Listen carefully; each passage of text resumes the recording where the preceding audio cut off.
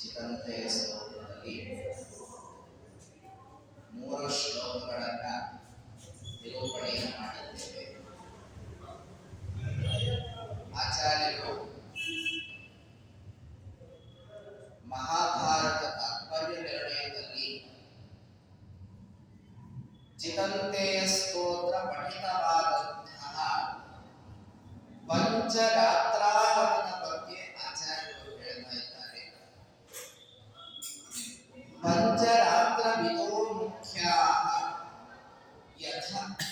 ಯಥಾಕ್ರಮ ಪರಾನೃಪ ಏಕಾಂತ ಭಾವೋಪಗತ ವಾಸುದೇವಂ ವಿಶಂತಿತೆ ಅಂತ ಆಚಾರ್ಯರು ಹೇಳ್ತಾರೆ. ಈ ಪಂಚರಾತ್ರಾಗಮದಲ್ಲಿ ಪಠಿತವಾದಂತಹ ಸ್ತೋತ್ರಗಳನ್ನ ಪಾರಾಯಣವನ್ನ ಮಾಡುವುದು ಎಷ್ಟು ಮುಖ್ಯ ಅಂತ ಆಚಾರ್ಯರು ಹೇಳ್ತಾರೆ. ನಾವು ಯಾವುದಂತಹ ಸ್ತೋತ್ರವನ್ನ ಪಾರಾಯಣವನ್ನು ಮಾಡ್ತೀವಿ? ಇದೇ ಮೊದಲಲ್ಲಿ ಚಿಕ್ಕಂತೆ ಸ್ತೋತ್ರವನ್ನೇ ನಾವು ಕೇಳಿದ್ದೀವಲ್ಲ ಅಂದ್ರೆ ಬಹಳ ಪ್ರಸಿದ್ಧವಾದಂತಹ ಪಂಚರಾತ್ರಾಗಮದಲ್ಲಿ ಪಠಿತವಾದದ್ದು ಯಾವುದು ಅಂತಂದ್ರೆ ಲಕ್ಷ್ಮೀ ಹೃದಯ, ನಾರಾಯಣ ಹೃದಯ ಅಂತ ಪಾರಾಯಣವನ್ನು ಮಾಡ್ತಾರೆ.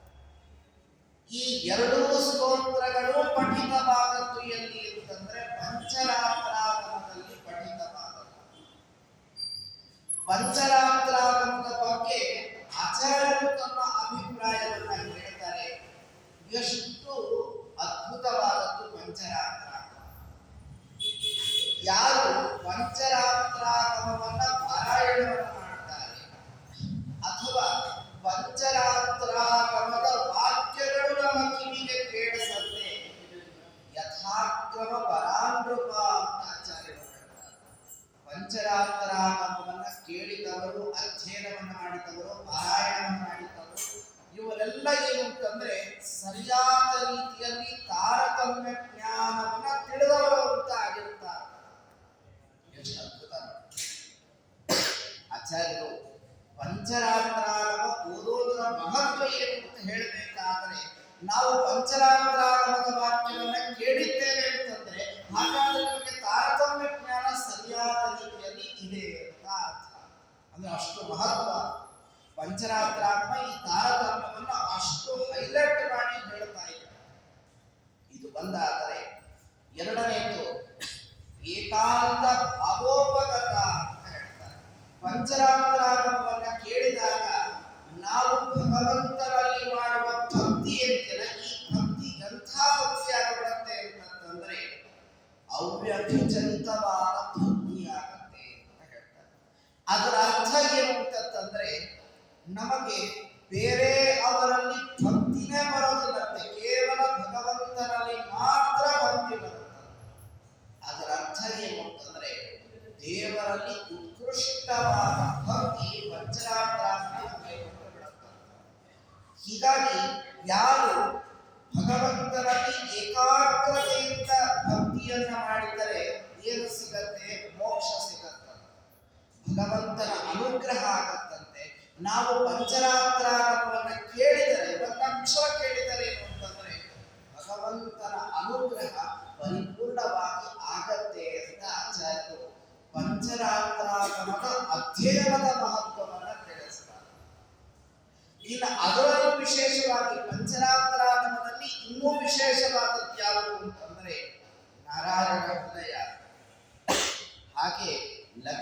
ಹೃದಯ, ಜಿತಂತೆ ಸ್ತೋತ್ರ, ಇವುಗಳೆಲ್ಲ ವಿಶೇಷವಾಗಿ ನಾವು ಪಾರಾಯಣವನ್ನು ಮಾಡಿದರೆ ಅಥವಾ ಅದನ್ನು ಕೇಳಿದರೆ, ಶ್ರವಣವನ್ನು ಮಾಡಿದರೆ ಇನ್ನಷ್ಟು ಭಗವಂತನ ಅನುಗ್ರಹ ಅಂತ ಆಚಾರ್ಯರು ತಿಳಿಸಿಕೊಡ್ತಾರೆ. ಅಂದರೆ ಪಂಚರಾತ್ರಾಗಮನೇ ಇಷ್ಟು ವಿಶೇಷ ಅಂತಂದ್ರೆ ಅದರಲ್ಲಿ ಬಂದಂತಹ ಸ್ತೋತ್ರಗಳು ಇನ್ನಷ್ಟು ವಿಶಿಷ್ಟ ಅಂತ ಆಚಾರ್ಯರು ನಿರ್ಣಯವನ್ನು ಕೊಡ್ತಾ ಇದ್ದಾರೆ. ಹೀಗೆ ಆ ಪಂಚರಾತ್ರ ಬಹಳ ವಿಶಿಷ್ಟವಾದದ್ದು. ಅದರಲ್ಲಿ ಬ್ರಹ್ಮದೇವರು ಭಗವಂತನ ಒಂದೊಂದು ಗುಣಗಳ ಚಿಂತನೆ ಮಾಡ್ತಾ ಇದ್ದಾರೆ ಅಂತ ನಾವು ನಿನ್ನೆ ತನಕ ಹೇಳ್ತಾ ಬಂದ್ವಿ. ಕೊನೆಗೆ ಬ್ರಹ್ಮದೇವರು ಪ್ರಾರ್ಥನೆ ಮಾಡಿದರು, ಅಮೃತಾನಂದ ಪೂರ್ಣಾಭ್ಯಾಂ ಲೋಚನಾಭ್ಯಾಂ ವಿಲೋಕಯ. ದೇವರನ್ನ ನಾವು ಏನಂತ ಪ್ರಾರ್ಥನೆ ಮಾಡಬೇಕು ಅಂತಂದ್ರೆ, ಅಮೃತ ಮತ್ತು ಆನಂದದಿಂದ ತುಂಬಿರುವ ಕಣ್ಣುಗಳಿಂದ ಕೃಪಾದೃಷ್ಟಿಯನ್ನ ಬೀರುತ್ತಾ ನಮ್ಮನ್ನ ನೋಡು, ಅನುಗ್ರಹವನ್ನ ಮಾಡು ಅಂತ ಪರಮಾತ್ಮನಲ್ಲಿ ಪ್ರಾರ್ಥನೆಯನ್ನು ಮಾಡಬೇಕು. ಇದಿಷ್ಟು ಪ್ರಾರ್ಥನೆ ಆಯಿತು. ಹಾಗಾದರೆ ದೇವರು ಕರುಣಾದೃಷ್ಟಿಯಿಂದ ನಮ್ಮನ್ನ ನೋಡಬೇಕಾದರೆ ನಾವು ಆ ರೀತಿಯಾಗಿ ಇರಬೇಕಂತೆ. ನಾವು ನಮ್ಮನ್ನು ಯಾರು ಬಹಳ ಭಕ್ತಿಯಿಂದ ನೋಡ್ತಾರೆ, ನಾವು ಅವರ ಮೇಲೆ ಕರುಣೆ ತೋರಿಸ್ತೇವೆ. ಯಾರು ನಮ್ಮ ಬಗ್ಗೆ ಅವಾಚ್ಯವಾಗಿ ಮಾತನಾಡ್ತಾರೆ, ಅವರು ನಾವೇ ಕರುಣಾದೃಷ್ಟಿಯಿಂದ ನೋಡ್ತೇವೆ. ನಾವು ಅವರನ್ನ ಹೇಗೆ ಅಂತಂದ್ರೆ ಬಹಳ ಸಿಟ್ಟಿನಿಂದಲೇ ನೋಡ್ತೇವೆ.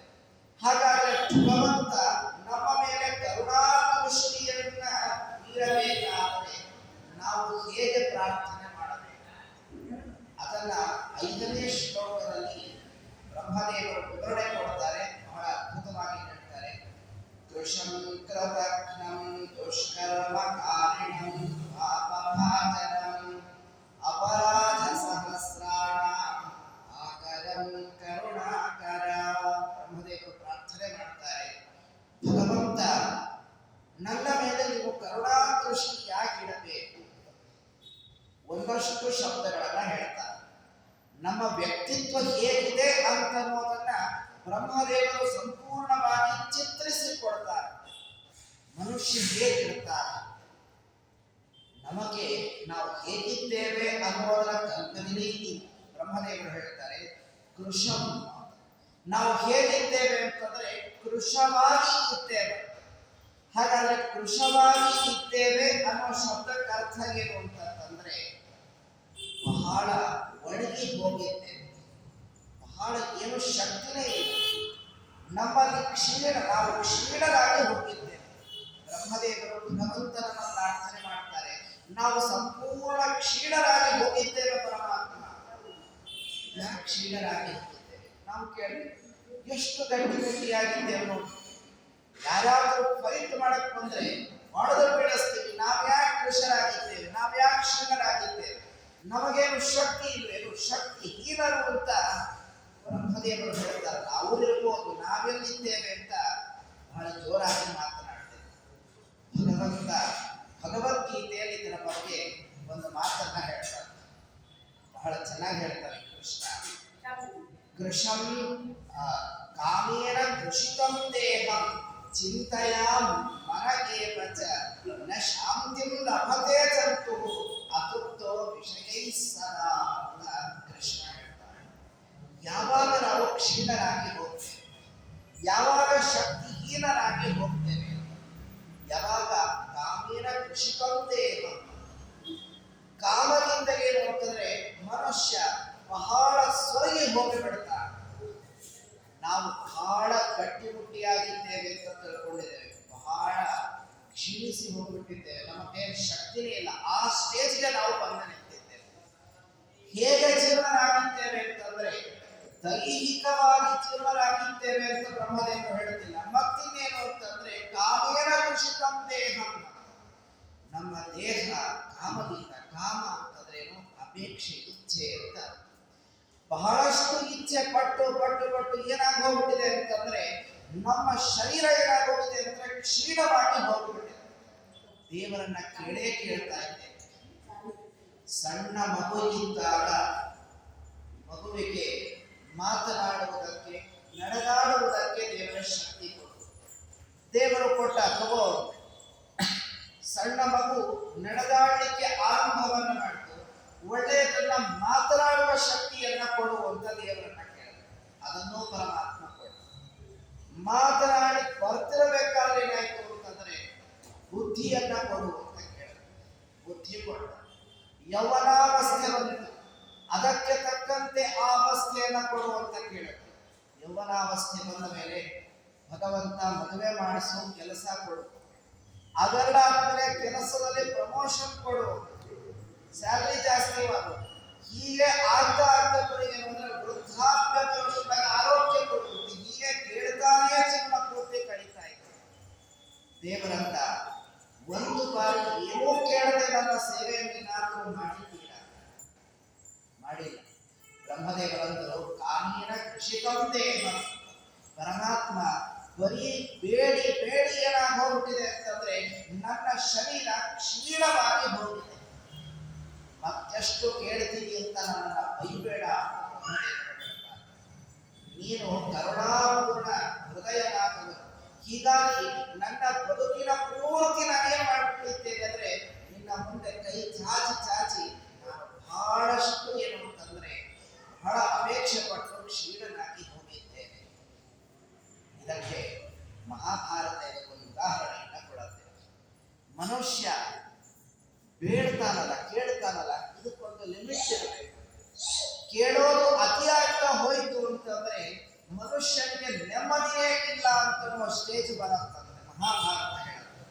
ಇದಕ್ಕೆ ಉದಾಹರಣೆ ಯಾರು ಅಂತಂದ್ರೆ ಧೃತರಾಷ್ಟ್ರ ಉದಾಹರಣೆ.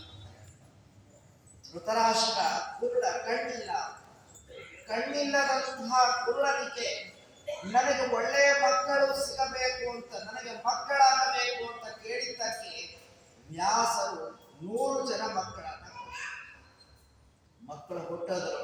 ನೋಡಪ್ಪ, ನಿನ್ನ ಮಕ್ಕಳು ಅವಿವೇಕಿಗಳಿದ್ದಾರೆ, ಬುದ್ಧಿ ಇಲ್ಲ. ಒಳ್ಳೆಯ ನಿನ್ನ ಮಕ್ಕಳು ಪಾಂಡುರಾಜನ ಮಕ್ಕಳಿದ್ದಾರೆ, ಅವರಿಗೆ ರಾಜ್ಯವನ್ನ ಕೊಡು. ಧೃತರಾಷ್ಟ್ರ ಇಲ್ಲ, ಆಗೋಲ್ಲ, ಇಲ್ಲ, ಸಾಧ್ಯನೇ ಇಲ್ಲ. ನನ್ನ ಮಕ್ಕಳೇ ಯುವರಾಜರಾಗಬೇಕು, ಸರಿಯಾಗಿ ರಾಜ್ಯವನ್ನ ವಿಭಾಗವನ್ನ ಮಾಡೋಣ. ಪಾಂಡುರಾಜನ ಮಕ್ಕಳು ಒಂದಿಷ್ಟು ತೆಗೆದುಕೊಳ್ತಾರೆ, ನಿನ್ನ ಮಕ್ಕಳು ಒಂದಿಷ್ಟು ಇಟ್ಕೊಳ್ಳಿ. ಅದಾಗೋದಿಲ್ಲ. ಸಮಗ್ರ ಹಸ್ತಿನಾಪುರಕ್ಕೆ ನನ್ನ ಮಕ್ಕಳೇ ರಾಜರಾಗಬೇಕು. ಧೃತರಾಷ್ಟ್ರ ನನ್ನ ದುರ್ಯೋಧನ ಏನಿದ್ದಾನೆ, ದುರ್ಯೋಧನನೇ ರಾಜನಾಗಬೇಕು. ಹೀಗೆ ಸದಾಕಾಲ ಯೋಚನೆ ಮಾಡ್ತಾ ಮಾಡ್ತಾ ಆ ಮಕ್ಕಳ ಪುತ್ರಾಸಕ್ತಿ ಅಂತಿದೆಯಲ್ಲ, ಮಗನ ಮೇಲಿರುವ ಅಭಿಮಾನ, ಆ ಮಗನೇ ರಾಜನಾಗಬೇಕು, ಎಲ್ಲವೂ ಅವನಿಗೆ ಸಿಗಬೇಕು ಅಂತ ಯೋಚನೆ ಮಾಡ್ತಾ ಮಾಡ್ತಾ ಏನು ಅಂತಂದ್ರೆ ವಿದ್ಯೆಯನ್ನೇ ಕಳೆದುಕೊಂಡ ಅಂತ ಮಹಾಭಾರತ ಹೇಳ. ಅವಾಗ ವಿದುರನನ್ನ ಕರೀತಾರಂತೆ ಧೃತರಾಷ್ಟ್ರ. ವಿದುರನಿಗೆ ಕರೆದು ಹೇಳ್ತಾನೆ, ನೋಡಪ್ಪ, ನಮ್ಗೆ ನಿದ್ದೆನೇ ಬರ್ತಾ ಇಲ್ಲ. ವಿದುರ ಹೇಳ್ತಾನೆ, ಕಾಮೇನ ಕೃಷಿಕಂ ದೇಹಂ. ನಿದ್ದೆ ಯಾಕೆ ಬರ್ತಾ ಇಲ್ಲ ಅಂದ್ರೆ ಅನೇಕ ಜನ ಹೇಳ್ತಾರೆ ನಿದ್ದೆ ಬರ್ತಾ ಇಲ್ಲ. ಯಾಕೆ ನಿದ್ದೆ ಬರ್ತಾ ಇಲ್ಲ ಅಂತಾರೆ, ನಮ್ಮ ತಲೆಯಲ್ಲಿ, ನಮ್ಮ ಮನಸ್ಸಿನಲ್ಲಿ ಸದಾ ಕಾಲ ಇಚ್ಛೆಯನ್ನೇ ಮಾಡ್ತಾ ಇದ್ದಾರೆ. ಕಾಮ ತುಂಬಿ ಹೋಗಿತ್ತು ಅಂತಾರೆ, ಎಲ್ಲಿಂದ ನಿದ್ದೆ ಬರಬೇಕು? ನಿದ್ದೆ ಅಂತ ಹೋಗಿ ದೇವರು ನಮಗೆ ಕೊಟ್ಟಂತಹ ಒಂದು ಅನುಗ್ರಹ. ನೆಮ್ಮದಿಯಾಗಿ ಮಲಗೋದು ಅಂತ ಏನಿದೆಯಲ್ಲ, ಇದು ಬಹಳ ಅಪರೂಪ. ಅಷ್ಟು ಸುಲಭವಾಗಿ ದೇವರು ಎಲ್ಲರಿಗೂ ಕೊಡೋದಿಲ್ಲ.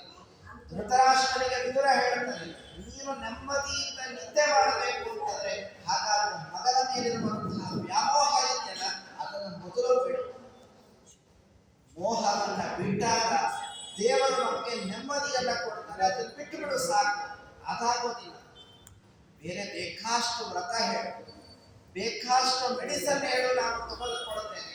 ಆದರೆ ಮೋಹ ಅಂತ ಗೊತ್ತಿಲ್ಲ, ಇದನ್ನು ನಾನು ಬಿಡ್ಲಿಕ್ಕಾಗೋದಿಲ್ಲ.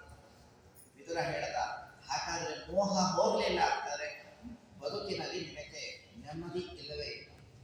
ಕೊನೆಗೆ ಧೃತರಾಷ್ಟ್ರ ವಿದುರನನ್ನ ತುಂಬಾ ಪ್ರಾರ್ಥನೆ ಮಾಡ್ತಾನೆ, ತುಂಬಾ ಕೇಳ್ಕೊಳ್ತಾನೆ. ಇಲ್ಲ, ಹೇಳಬೇಕು ಅಂತ ಹೇಳಿದಾಗ ವಿದುರ ಅವನು ಅನೇಕ ವಿಚಾರಗಳನ್ನ ಹೇಳ್ತಾನೆ. ಅದನ್ನೇ ಮಹಾಭಾರತ ನಮಗೆ ವಿದುರ ನೀತಿ ಅಂತ ಮಹಾಭಾರತ ನಮಗೆ ಕರೆಯುತ್ತೆ. ಅಂದರೆ ಬ್ರಹ್ಮದೇವರು ನಮ್ಗೆ ಎಷ್ಟು ಅದ್ಭುತವಾಗಿ ತಿಳಿಸಿಕೊಡ್ತಾರೆ ಅಂತಂದ್ರೆ, ಮನುಷ್ಯನ ಪರಿಸ್ಥಿತಿ ಹೇಗಾಗುತ್ತದೆ ಅಂತಂದ್ರೆ, ನಾನು ಬೇಡದೆ ಹಾಗೆ ಕೂತ್ಕೊಳ್ತೀನಿ ಅಂತ ಆಗೋದಿಲ್ಲ. ಯಾಕಂದ್ರೆ ಬದುಕಲಿಕ್ಕೆ ಬೇಕು, ಅನೇಕ ವಸ್ತುಗಳು ಬೇಕು. ನಾನು ಬದುಕಬೇಕು ಅಂತಂದ್ರೆ ಬೇಡಲೇಬೇಕು. ಮನುಷ್ಯ ಜೀವನ ಪೂರ್ತಿ ಬೇಡಿ ಬೇಡಿ ಏನಾಗಿ ಹೋಗಿದೆ ಅಂತಂದ್ರೆ ಕ್ಷೀಣನಾಗಿ ಹೋಗಿದ್ದಾನೆ. ಇಂಥ ಅವಸ್ಥೆಯಲ್ಲಿ ನೀವು ಧರ್ಮವನ್ನು ಮಾಡಿ, ನಿರಂತರವಾಗಿ ದೇವರ ಪೂಜೆ ಮಾಡಿ, ನಿರಂತರವಾಗಿ ಶಾಸ್ತ್ರಗಳ ಅಧ್ಯಯನವನ್ನು ಮಾಡಿ ಅಂತಂದ್ರೆ ಹೇಗೆ ಸಾಧ್ಯ?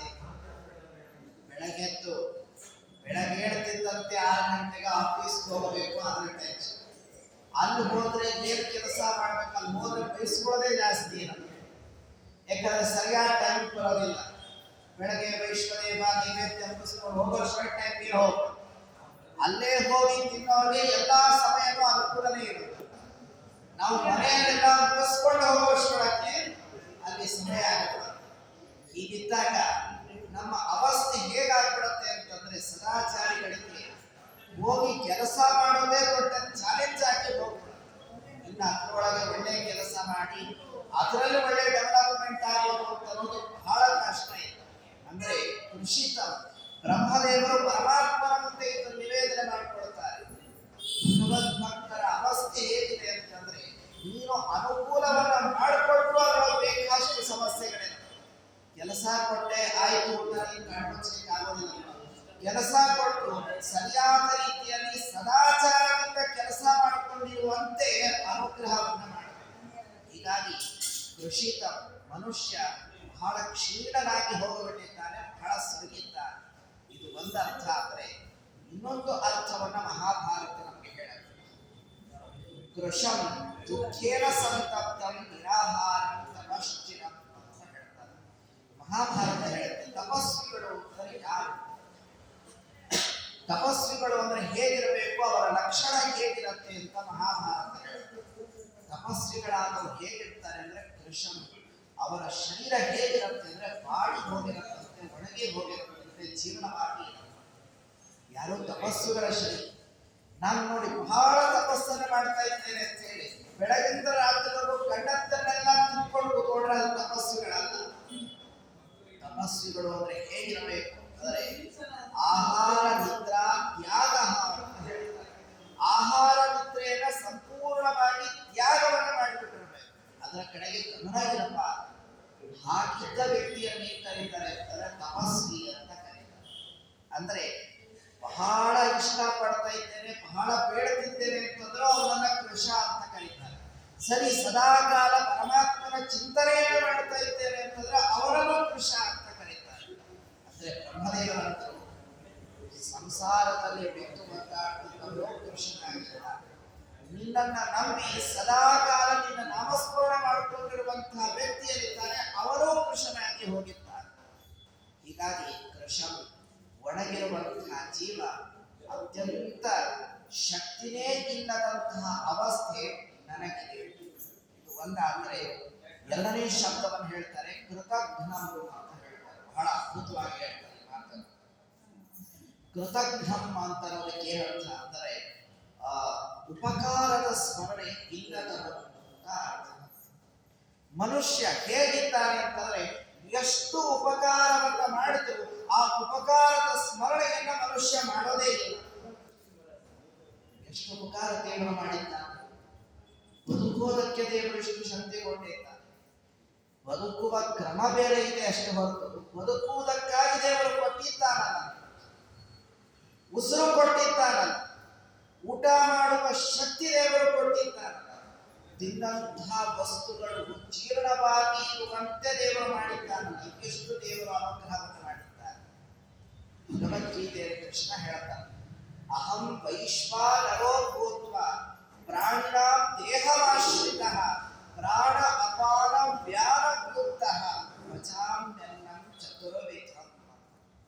ದೇವರಂತಾನೆ ಈ ಶರೀರದೊಳಗೆ ನಾನು ಹೇಗಿದ್ದೇನೆ ಅಂತಂದ್ರೆ, ನಮ್ಮ ಈ ಶರೀರದೊಳಗೆ ನರ ಇದೆಯಲ್ಲ, ನರನಾಡಿಗಳಿದೆಯಲ್ಲ, ಎಷ್ಟು ಸೂಕ್ಷ್ಮ ಇದೆ. ನಾವು ನಡ್ಕೊಂಡು ಹೋಗಬೇಕಾದ್ರೆ ಸ್ವಲ್ಪ ಕಾಲು ಹೀಗೆ ಆಗಬೇಕು ಅಂತಂದ್ರೆ ಡಾಕ್ಟರ್ ಅಂತಾರೆ ಕಾಲು ನೋವು ಬರ್ತಾ ಇದೆ, ಕಾಲು ಉಳುಕಿದೆ, ಮೂಳೆ ಹೋಗಿದೆ.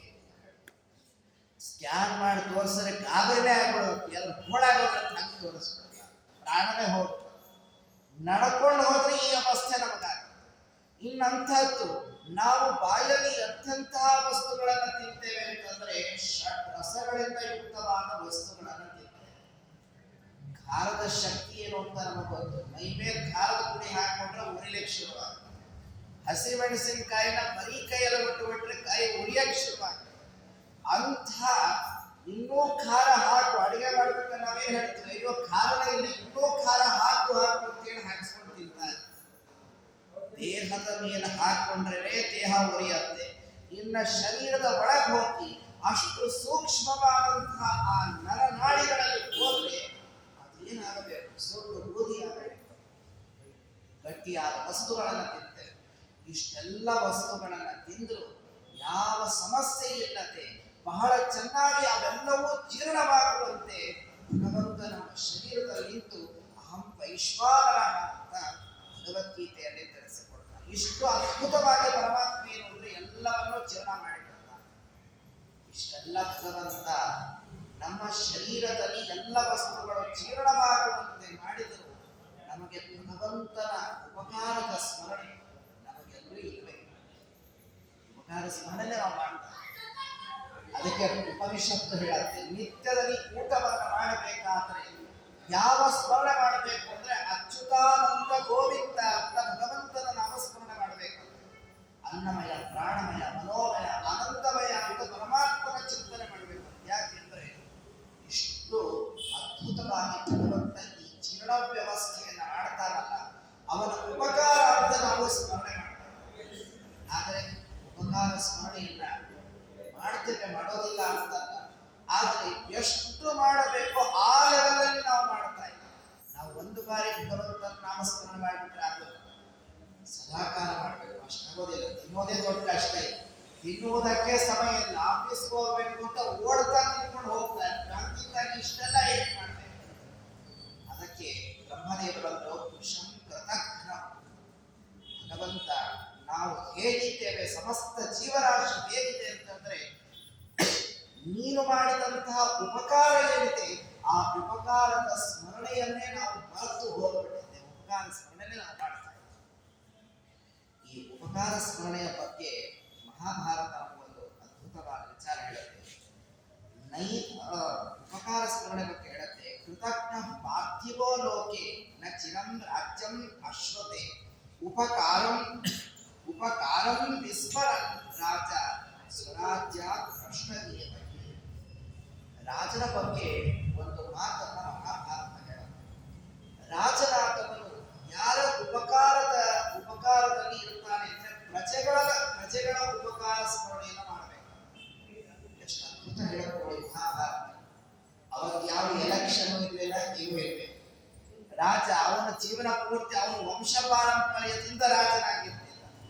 ವಂಶ ಪಾರಂಪರ್ಯದಿಂದ ರಾಜನಾಗಿದ್ದರೂ ಅವರು ಪ್ರಜೆಗಳ ಸ್ಮರಣೆಯನ್ನ, ಉಪಕಾರವನ್ನ ಸದಾಕಾಲ ಅದನ್ನ ನೆನಪಲ್ಲಿ ಇಟ್ಟುಕೊಳ್ಬೇಕು.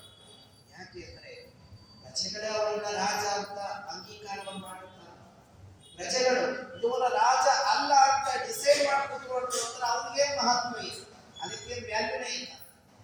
ಅಂದ್ರೆ ಪ್ರಜೆಗಳು ಆಯ್ಕೆ ಮಾಡಿ ಕಳಿಸದೇ ಇದ್ದಾಗಲೇ ಅವರ ಉಪಕಾರ ಸ್ಮರಣೆಯನ್ನು ಮಾಡಬೇಕಂತೆ ರಾಜ. ಇನ್ನ ಪ್ರಜೆಗಳೇ ಆಯ್ಕೆ ಮಾಡಿದ್ದಾಗ ಎಷ್ಟು ಉಪಕಾರ ಸ್ಮರಣೆಯನ್ನು ಮಾಡಬೇಕು, ಎಷ್ಟು ಎಚ್ಚರಿಕೆಯಿಂದ ಇರಬೇಕು ಮಹಾಭಾರತ ಹೇಳುತ್ತೆ. ಹಾಗಾದ್ರೆ ಉಪಕಾರ ಸ್ಮರಣೆ ಮಾಡಲಿಲ್ಲ ಅಂದ್ರೆ ಏನಾಗತ್ತೆ?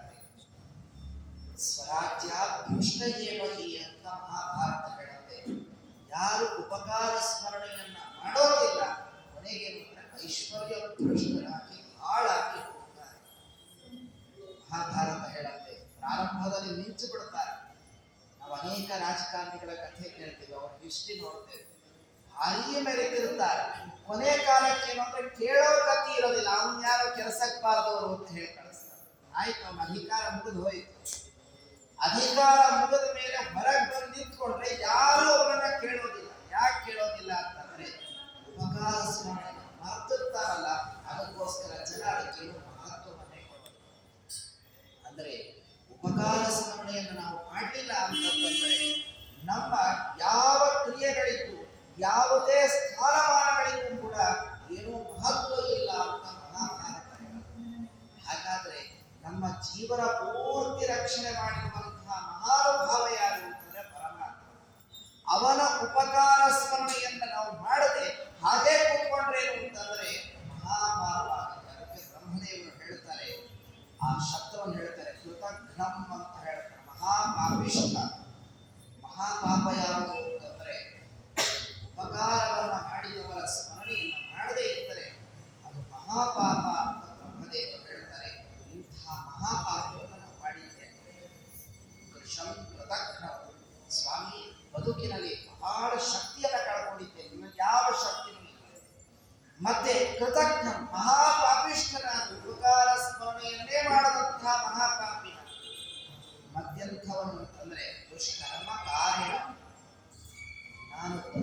ಏನು ಅಂತಂದ್ರೆ ದುಷ್ಕರ್ಮ ಕಾರ್ಯ. ಯಾವತ್ತಿಗೂ ನನ್ನ ಕೆಲಸ ಎಂಥದ್ದು ಅಂದ್ರೆ ದುಷ್ಟವಾದ ಕಾರ್ಯವನ್ನೇ ನಾನು ಮಾಡ್ತೇನೆ. ಹಾಗಾದ್ರೆ ದುಷ್ಟವಾದ ಕಾರ್ಯ ಅಂತಂದ್ರೆ ಏನು? ನಾವೇನ್ ತಿಳ್ಕೊಂಡಿದ್ದೇವೆ ಅಂದ್ರೆ ದುಷ್ಟ ಕಾರ್ಯ ಅನ್ನೋ ಶಬ್ದಕ್ಕೆ ಯಾರೋ ಹೊಡೆದ್ರೆ ಬೈದ್ರೆ ಈ ತರ ಮಾಡಿದ್ರೆ ದುಷ್ಟ ಕಾರ್ಯ ಅಂತ ನಾವು ತಿಳ್ಕೊಂಡಿದ್ದೇವೆ. ಇದೆಲ್ಲ ಮಹಾಭಾರತ ಹೇಳುತ್ತೆ, ಶಾಸ್ತ್ರ ಹೇಳುತ್ತೆ. ದುಷ್ಟ ಕಾರ್ಯ ಅನ್ನೋ ಶಬ್ದಕ್ಕೆ ಅರ್ಥ ಏನು ಅಂತಂದ್ರೆ ಪರಮಾತ್ಮನ ಕಾರ್ಯಕ್ಕೆ ವಿಮುಖವಾಗಿ ಹೋಯಿತು ಅಂತಂದ್ರೆ, ದೇವತಾ ಕಾರ್ಯಕ್ಕೆ ವಿರುದ್ಧವಾಯಿತು ಅಂದ್ರೆ ಅದನ್ನ ದುಷ್ಟ ಕಾರ್ಯ ಅಂತ ಕರೀತಾರೆ. ಹಾಗಾದ್ರೆ ದೇವತಾ ಕಾರ್ಯ ದೇವತಾ ಕಾರ್ಯ ಅಂತಂದ್ರೆ ಯಾವುದೇ ಕೆಲಸವನ್ನ ಮಾಡಬೇಕಾದ್ರೆ ಇದು ಭಗವಂತನದು ಅಂತ ತಿಳಿದು ನಾವೇನ್ ಮಾಡ್ತೀವಿ, ಇದನ್ನ ದೇವತಾ ಕಾರ್ಯ ಅಂತ ಕರೀತಾರೆ. ಅದಕ್ಕೋಸ್ಕರ ಪ್ರತಿ ಕೆಲಸ ಮಾಡಬೇಕಾದ್ರೆ ವಿಷ್ಣು ಪ್ರೇರಣೆಯ ವಿಷ್ಣು ಪ್ರೀತ್ಯರ್ಥ, ಭಗವಂತನ ಪ್ರೀತಿಗೋಸ್ಕರ ನಾನು ಮಾಡ್ತಾ ಇದ್ದೀನಿ. ಯಾಕೆ ಊಟ ಮಾಡ್ತಾ ಇದ್ದೀನಿ? ನಾನು ಹೊಟ್ಟೆ ತುಂಬೋದಕ್ಕೆ ಮಾಡ್ತಾ ಇದ್ದೇನೆ ಅಂತಂದ್ರೆ ಅದಕ್ಕೆ ಮಹತ್ವ ಇದೆ, ಅದು ಲೌಕಿಕ. ಹಾಗಾದ್ರೆ ಯಾಕೆ ಮಾಡ್ತಾ ಇದ್ದೀರಿ ಅಂತಂದ್ರೆ ಇದು ಭಗವಂತನ ಪ್ರಸಾದ, ಗುರುಗಳ ಪ್ರಸಾದ. ದೇವರು ಗುರುಗಳ ಅನುಗ್ರಹಕ್ಕಾಗಿ ಅವರ ಪ್ರಸಾದವನ್ನು ನಾನು ಸ್ವೀಕಾರವನ್ನು ಮಾಡ್ತಾ ಇದ್ದೇನೆ ಅಂತಂದ್ರೆ ಅದು ದೇವತಾ ಕಾರ್ಯ. ಯಾಕೆ ನಿದ್ದೆ ಮಾಡ್ತಾ ಇದ್ದೀನಿ? ನಿದ್ದೆ ಯಾಕೆ ಮಾಡ್ತಾ ಇದ್ದೇನೆ ಅಂದ್ರೆ ನನಗೆ ಬಹಳ ಸುಸ್ತಾಯಿತು ಅಂತ ನಿದ್ದೆ ಮಾಡ್ತಾ ಇದ್ದೇನೆ. ಮತ್ತಿನ್ನೇನು ಅಂತಂದ್ರೆ ದೇವರ ನಾಮಸ್ಮರಣೆ ಮಾಡ್ತಾ ಮಾಡ್ತಾ ಹಾಗೇ ನಿತ್ಯ ಹೋಗಿತ್ತು, ದೇವರ ನಾಮಸ್ಮರಣೆ ಮಾಡ್ತಾ ಇದ್ದೇನೆ. ಇದು ಒಂದು ದೇವತಾ ಕಾರ್ಯ. ಅಂದ್ರೆ ಶಾಸ್ತ್ರ ಏನ್ ಹೇಳುತ್ತೆ ಅಂತಂದ್ರೆ ಮಾಡುವ ಸಕಲ ಕರ್ಮಗಳಲ್ಲಿ ಭಗವಂತನ ಚಿಂತನೆಯನ್ನ ನಾವು ಅದರಲ್ಲಿ ಸೇರಿಸಿಕೊಂಡಾಗ ಅದು ಭಗವಂತನ ಕಾರ್ಯ ಆಗುತ್ತದೆ. ಯಾವುದೇ ಕಾರ್ಯ, ಏನೋ ಪೂಜೆ ಮಾಡ್ತಿರ್ತೀವಿ, ಪೂಜೆ ಮಾಡಬೇಕಾದ್ರೂ ಭಗವಂತನ ನಾಮಸ್ಮರಣೆ ಇಲ್ಲದೆ ಭಗವಂತನ ಪೂಜೆ ಮಾಡಿದ್ರೆ ಅದೇನು ದೇವತಾ ಪೂಜೆ, ದೇವತಾ ಕರ್ಮ ಆಗೋದಿಲ್ಲ, ಮತ್ತೆ ದುಷ್ಟ ಕರ್ಮನೇ ಆಗಿ ಹೋಗುತ್ತೆ. ದುರ್ಯೋಧನ ಕೃಷ್ಣ ಬಂದಾಗ ಕೃಷ್ಣನಿಗೆ ಅಂತ ಹೇಳಿ ಬೇಕಾಷ್ಟು ಹಣ್ಣು ಹೂವುಗಳನ್ನ ತರಿಸಿ ಕೃಷ್ಣನಿಗೆ ಏನು ಬೇಕೋ ಎಲ್ಲ ತರದ ವ್ಯವಸ್ಥೆ ಮಾಡಿಟ್ಟಿದ್ದಾರೆ. ಕೃಷ್ಣ ಬರಬೇಕಾದ್ರೆ ಹೂವಿನ ಮಳೆಯನ್ನ ಹಾಕಿದ್ರು. ಇಷ್ಟೆಲ್ಲ ಮಾಡಿ ಬಂದ್ರು ಕೊನೆ ಕೃಷ್ಣನನ್ನ ಕೇಳ್ತಾರಂತೆ, ಏನ್ ದುರ್ಯೋಧನ ಇಷ್ಟ ಮಾಡೋದು, ನೀನೇನ್ ಮಹತ್ವನೇ ಕೊಡ್ಲಿಲ್ವಲ್ಲ? ಕೃಷ್ಣ ಅಂತ ಅವನ ಯಾವುದನ್ನು ನನಗೋಸ್ಕರ ಮಾಡಿಲ್ಲಪ್ಪ. ಅಲ್ಲ ಮತ್ತೆ ಎಲ್ಲಾದ್ರೂ ನೋಡಿ ಕೃಷ್ಣನಿಗೆ ಹೂವ ಹಾಕಬೇಕು, ಕೃಷ್ಣನಿಗೆ ನೈವೇದ್ಯ, ಕೃಷ್ಣನಿಗೋಸ್ಕರ ಅಂತೆಲ್ಲ ಹೇಳಿದ್ದಾನ. ಅವನು ಹೇಳ್ತಾ ಇದ್ದಾನೆ ಅಷ್ಟೇ ಹೊರತು ಯಾವುದೋ ಅವನ ಮನಸ್ಸಿನಲ್ಲಿಲ್ಲ. ಹೇಗಿದನ್ನು ಹೇಗೆ ಹೇಳ್ತೀಯ? ಬೇಕಂದ್ರೆ ಅವನ ಮನೆಗೆ ಹೋಗ್ತೇನೆ ನೋಡಿ, ಅವಾಗ ಗೊತ್ತಾಗುತ್ತೆ. ಅವನ ಮನೆಗೆ ಬರ್ತಾ ಇದ್ರೆ ನೋಡಿದ್ರೆ ದುರ್ಯೋಧನ ಏನ್ ತಿಳ್ಕೊಂಡ ಸಿಕ್ಕ ಕೃಷ್ಣ ಅಂತ ಅವನ ಸರಪಡಿಯನ್ನ ಕಟ್ಲಿಕ್ಕೆ ಅಂತ. ಅವಾಗ ಕೃಷ್ಣ ಹೇಳೋದು ಗೊತ್ತಾಯ್ತು, ದುರ್ಯೋಧನನಿಗೆ ನನಗೆ ಕೊಡಬೇಕು ಅಂತ ಅವನ ಅಭಿಪ್ರಾಯ ಇಲ್ಲ. ಮತ್ತಿನ್ನೇನು ಅಂತಂದ್ರೆ ನಾನೋ ಕೃಷ್ಣನಿಗೆ ಪೂಜೆ ಮಾಡಿದ್ದೇನೆ ಅಂತ ಜನರೆಲ್ಲ ತಿಳ್ಕೊಳ್ಳಿ ಅಂತ ಹೇಳಿ ಅವನು ಮಾಡಿದ. ಇನ್ನೊಬ್ಬರು ತಿಳ್ಕೊಳ್ಳಿ, ಇನ್ನೊಬ್ಬರಿಗೋಸ್ಕರ ನಾನು ಮಾಡ್ತೇನೆ ಅಂತಂದ್ರೆ ಅದಕ್ಕೆ ಮಹತ್ವ ಇಲ್ಲ. ಭಗವಂತನ ಪ್ರೀತಿಗೋಸ್ಕರ ನಾನು ಮಾಡ್ತೇನೆ ಅಂತಂದ್ರೆ ಅಲ್ಪ ಮಾಡಿದರೂ ಅದಕ್ಕೆ ಮಹತ್ವ ಇದೆ. ಹೀಗಾಗಿ ಬ್ರಹ್ಮದೇವರು ಹೇಳ್ತಾರೆ, ಕೃಷಂ ಕೃತಜ್ಞಂ ದುಷ್ಕರ್ಮ ಕಾರಿಣಂ. ಯಾವತ್ತಿಗೂ ನಿನ್ನ ಪ್ರೀತಿಗೋಸ್ಕರ ನಾನು ಯಾವ ಕೆಲಸವೂ ಮಾಡಿಲ್ಲಪ್ಪ ಸ್ವಾಮಿ, ನನ್ನ ಸ್ವಾರ್ಥಕ್ಕಾಗಿ ನನಗೋಸ್ಕರ ನಾನು ಏನು ಅಂತಂದ್ರೆ ನಿನ್ನನ್ನ ಬಳಸಿಕೊಂಡಿದ್ದೇನೆ, ಇಂತಹ ದುಷ್ಟವಾದ ಕೆಲಸವನ್ನ ನಾನು ಮಾಡಿದ್ದೇನೆ. ಇಷ್ಟೆಲ್ಲ ಮಾಡಿ ನನಗೇನು ಸಿಕ್ಕಿದೆ ಅಂತಂದ್ರೆ ಪಾಪ ಆಚರ, ಬಹಳ ಪಾಪ ತುಂಬಿಕೊಂಡು ನನ್ನನ್ನು ಯಾರೂ ಉದ್ಧಾರ ಮಾಡಲಿಕ್ಕೆ ಸಾಧ್ಯ ಇಲ್ಲ ಅಂತಹ ಸ್ಟೇಜಲ್ಲಿ ಏನು ಅಂತಂದ್ರೆ ಸಮಸ್ತ ಜೀವರಾಶಿಗಳು ಬಹಳ ಜೀವನರಾಗಿದ್ದೇವೆ. ಬೇಡಿ ಬೇಡಿ ಬೇಡಿ ಕೇಳಿ ಕೇಳಿ ಸಾಕಾಗೋಗ್ಬಿಟ್ಟಿದೆ, ಜೀವನವೇ ವೈರಾಗ್ಯ ಬಂದು ಹೋಗಿದೆ. ಆ ತರ ನನ್ನ ಅವಸ್ಥೆ. ಉಪಕಾರ ಸ್ಮರಣೆಯನ್ನ ಬಿಟ್ಟಿದ್ದೆ, ದುಷ್ಟ ಕರ್ಮಗಳನ್ನೇ ಮಾಡ್ತಾ ಇದ್ದೇನೆ. ಜೀವನದ ಇಡೀ ಜೀವನ ಪೂರ್ತಿ ಏನು ಅಂದ್ರೆ ಪಾಪ ಕೆಲಸವನ್ನ ಮಾಡಿ ಪಾಪಿಷ್ಠನಾಗಿ ಬಂದು ನಿಂತಿದ್ದೆ. ಇಂತಹ ಅಪರಾಧ ಸಹಸ್ರಾಣ ಆಕರಂ ಕರುಣಾಕರ. ಹೀಗೆ ನಾನೇನು ಅಂತಂದ್ರೆ ನನ್ನ ಶರೀರ ಏನಾಗಿ ಹೋಗಿದೆ ಅಂದ್ರೆ 1000 ಪಾಪಗಳನ್ನು ಮಾಡಿಕೊಂಡು ನಿಂತು ಬಿಟ್ಟಿದ್ದೇನೆ. ಇಂಥ ಅವಸ್ಥೆ ನನ್ನ ಅವಸ್ಥೆ. ಹಾಗಾದ್ರೆ ಇಂಥ ಎಲ್ಲ ಇರುವಂತಹ ನನಗೆ ಏನು ಮಾಡಬೇಕು? ನೀನೇನು ಮಾಡುವಂತಂದ್ರೆ ಕರುಣಾಕರ. ನಾನು ಇಷ್ಟೆಲ್ಲ ಪಾಪ ಮಾಡಿದ್ದೇನೆ, ಆದರೂ ಕೂಡ ನೀನೇನು ಮಾಡಬೇಕು ಅಂದ್ರೆ ನನ್ನ ಮೇಲೆ ಕಾರುಣ್ಯವನ್ನು ತೋರಿಸಿ. ದೇವರ ಮುಂದೆ ಪ್ರಾರ್ಥನೆ ಮಾಡಬೇಕಂತೆ. ಇಷ್ಟೆಲ್ಲ ಪಾಪ ಮಾಡಿದ್ದೇನೆ ಸ್ವಾಮಿ, ಆದ್ರೆ ಈ ಪಾಪಗಳನ್ನ ನೀನು ಯಾವತ್ತೂ ಲೆಕ್ಕ ಹಾಕಬೇಡ. ಮತ್ತೇನ್ ಲೆಕ್ಕ ಹಾಕಿದ್ರೆ ಇಷ್ಟೆಲ್ಲ ಪಾಪ ಮಾಡಿದ್ರು ಕೂಡ ನೀನು ನನ್ನ ಮೇಲೆ ಕರುಣಾ ದೃಷ್ಟಿಯನ್ನ ತೋರಿಸಾಕಿ. ನೀನು ದೇವರು ಕರುಣೆಯನ್ನ ತೋರಿದ ಅಂತಂದ್ರೆ, ಕೃಪಾ ದೃಷ್ಟಿಯನ್ನ ಮಾಡಿದ ಅಂತಂದ್ರೆ, ನಾವು ಇಷ್ಟೆಲ್ಲ ಪಾಪ ಮಾಡಿದ್ದೇವೆ ಅಂದ್ರೆ ಮೈನಸ್ ಆಗಿ ಯಾವುದೋ ಪಾಪ ಇಲ್ಲವೇ ಇಲ್ಲ. ಬ್ರಹ್ಮದೇವರಂತಾರೆ ಕರುಣಾಕರ. ಇದರ ಬಗ್ಗೆ ಒಂದು ಅದ್ಭುತವಾದ ವಿಚಾರವನ್ನು ಹೇಳ್ತಾರೆ. ಕರುಣಾಕರ ಅಂತ ಅನ್ನೋ ಶಬ್ದಕ್ಕೆ ಅರ್ಥ ಏನು? ಕರುಣೆಯನ್ನ ತೋರು, ಅದು ಕನ್ನಡದ ಅರ್ಥ. ಕರುಣೆ ತೋರು ಅನ್ನೋ ಶಬ್ದಕ್ಕೆ ಅರ್ಥ ಏನು ಅಂತಂದ್ರೆ, ಹರಿಕಥಾಮೃತ ಸಾರದಲ್ಲಿ ಜಗನ್ನಾಥದಾಸರು ವಿವರಣೆ ಕೊಡ್ತಾರೆ. ಏನು ಅಂತಂದ್ರೆ, ವೇಣುಗಾನ ಪ್ರಿಯ ಅಹಿಕ ಸುಖಾನುಭವ ಬೇಡದಲೆ ಲಕ್ಷ್ಮೀ ಪ್ರಾಣನಾಥನ ಪಾದ ಪ್ರಕೃತಿಯ ಬೇಡು ಕೊಂಡಾಡು ಅಂತ ಹೇಳ್ತಾರೆ. ದೇವರನ್ನ ಏನ್ ಬೇಡು ಅಂತಂದ್ರೆ ನಿನ್ನ ಪಾದ ಭಜನೆಯನ್ನ, ಕರುಣೆಯನ್ನ ತೋರು. ಕರುಣೆ ತೋರು ಅನ್ನೋ ಶಬ್ದಕ್ಕೆ ಅರ್ಥ ಏನು ಅಂದ್ರೆ ಸದಾ ಕಾಲ ನಿನ್ನಲ್ಲಿ ನನಗೆ ಭಕ್ತಿಯನ್ನ ಕೊಡು ಅಂತ ಅದಕ್ಕೆ ಅರ್ಥ. ಯಾಕೆ? ನನಗೆ ಮನೆ ಬೇಕು ಅಂತ ಕೇಳಬಾರ್ದು, ಹಣ ಕೊಡು ಅಂತ ಕೇಳಬಾರ್ದು. ಏನ್ ದೇವರ ನಾಮಸ್ಮರಣೆ ಮಾಡ್ತಾ ಕೂತ್ಕೊಂಡ್ರೆ ಬದುಕೋದು ಹೇಗೆ? ನಾಳೆ ಯಾರು ಬಂದು ನಮ್ಗೆ ಊಟಕ್ಕೆ ಹಾಕ್ತಾರೆ? ನೀವು ಊಟಕ್ಕೆ ಹಾಕ್ತೀರಿ, ದೇವರು ಬಂದು ಊಟಕ್ಕೆ ಹಾಕ್ತಾನೆ ಅಂತಂದ್ರೆ ಅದಕ್ಕೆ ಜಗನ್ನಾಥದಾಸರಂತಾರೆ ಲಕ್ಷ್ಮೀಯ ಪ್ರಾಣನಾಥನ ಅಂತ ಹೇಳ್ತಾರೆ. ನಿಮಗೆ ಯಾರೇ ವ್ಯಕ್ತಿಗಳು ಏನೇ ಕೊಡಬೇಕಾದ್ರೂ ಮುಖ್ಯ ಪ್ರಾಣ ದೇವರು ಪ್ರೇರಣೆ ಮಾಡಬೇಕು. ಮತ್ತೆ ಮಹಾಲಕ್ಷ್ಮೀ ದೇವಿ ಅನುಗ್ರಹವನ್ನು ಮಾಡಿದಾಗ ನಮಗೆ ಸಂಪತ್ತು ಸಿಗತ್ತೆ. ಇವರಿಬ್ಬರು ಯಾರ ಕೈಯಲ್ಲಿದ್ದಾರೆ ಅಂದ್ರೆ ಪರಮಾತ್ಮನ ಕೈಯಲ್ಲಿದ್ದಾರೆ. ಭಗವಂತನ ಆದೇಶಕ್ಕೆ ಮೀರಾಗಿ ಇವರಿಬ್ಬರು ನಡೆಯೋದು. ಹೀಗಾಗಿ ನಮ್ಮ ಕೆಲಸದ ಜೊತೆಗೆ ಪರಮಾತ್ಮನ ನಾಮಸ್ಮರಣೆಯನ್ನು ಸೇರಿಸಿಕೊಂಡಾಗ ಏನು ಅಂದ್ರೆ ದೇವರು ಮಹಾಲಕ್ಷ್ಮೀ ದೇವಿ ಮುಖ್ಯ ಪ್ರಾಣ ದೇವರಿಗೆ ಆದೇಶವನ್ನು ಮಾಡ್ತಾರೆ. ಇವರನ್ನ ಚೆನ್ನಾಗಿ ಭಗವಂತನ ನಾಮಸ್ಮರಣೆ ಮಾಡುವವರಿಗೆ, ಭಗವಂತನನ್ನ ಸದಾ ಕಾಲ ಚಿಂತನೆ ಮಾಡುವವರಿಗೆ ದೇವರು ಯಾವತ್ತಿಗೂ ಕೂಡ ದಾರಿದ್ರ್ಯವನ್ನ ಕೊಟ್ಟಿಲ್ಲ ಅಂತ ಮಹಾಭಾರತ ನಮಗೆ ಕಲಿಸಿಕೊಡುತ್ತೆ. ನಾವು ಹರಿಭಕ್ತರನ್ನ ನೋಡ್ತೇವೆ. ಹರಿಭಕ್ತರನ್ನ ನೋಡಿದಾಗ ಏನೂ ಇಲ್ಲ ಅಂತ ನಾವು ತಿಳ್ಕೊಳ್ಳೋದು.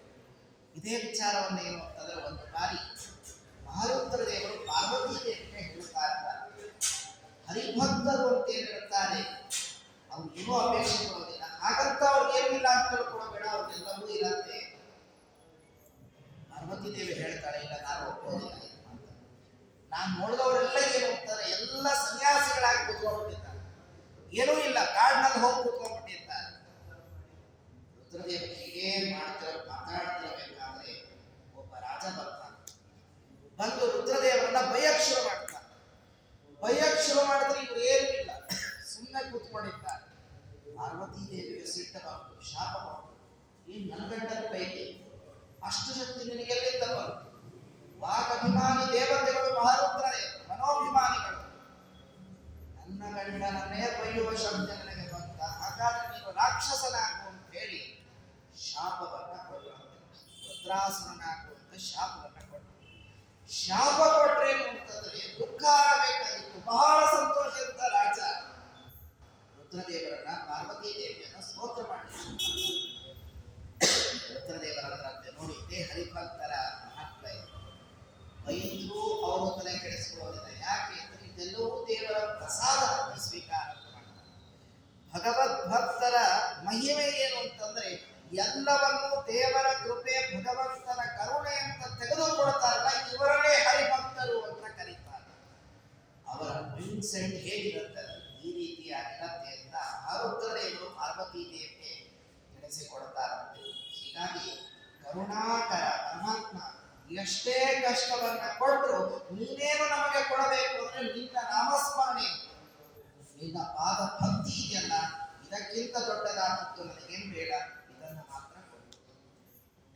ದೇವರ ಪಾದಸ್ಮರಣೆ ಮಾಡಿದರೆ ಸಾಕು, ಭಗವಂತನ ಪಾದವನ್ನು ಹಿಡ್ಕೊಂಡ್ರೆ ಸಾಕು. ಅಂಬರ ಗಂಗಾ ಚುಂಬಿತ ಪಾದ ಪದತಲ ವಿತಲಿತ ಗುರುತರ ಶಕಟ ಅಂತ ಹೇಳ್ತಾರೆ. ಆಚಾರ್ಯರು ಹೇಳ್ತಾರೆ, ನಮ್ಮ ಭಗವಂತನ ಪಾದದ ಶಕ್ತಿ, ಭಗವಂತನ ಪಾದ ಸ್ಮರಣೆ ಮಾಡಿದ್ರೆ ಏನಾದ್ರೂ ಪಾಪ ಪರಿಹಾರ ಆಗತ್ತೆ. ಯಾರನ್ನಾರೋ ಕಾಲ ಹಿಡ್ಕೊಂಡ್ರೆ ಕಾಲಿಂದ ಒದ್ದು ಕಳಿಸ್ತಾರೆ. ಇನ್ನೇನು ಪರಮಾತ್ಮನ ಪಾದ ಹಿಡ್ಕೊಳ್ಳೋಣ ಅಂದ್ರೆ ಇಷ್ಟೇ ಚಿಕ್ಕ ಚಿಕ್ಕ ಪಾದಗಳು, ಇನ್ನೇನು ಆ ಪಾದವನ್ನು ಹಿಡ್ಕೊಳ್ಬೇಕು. ಆಚಾರ್ಯರು ಹೇಳಿದ್ರು, ನಮ್ಮ ಭಗವಂತನ ಪಾದ ಹೇಗಿದೆ ಅಂತಂದ್ರೆ ಗುರುತರ ಶಕಟಃ ಅಂತ ಹೇಳಿದ್ರು.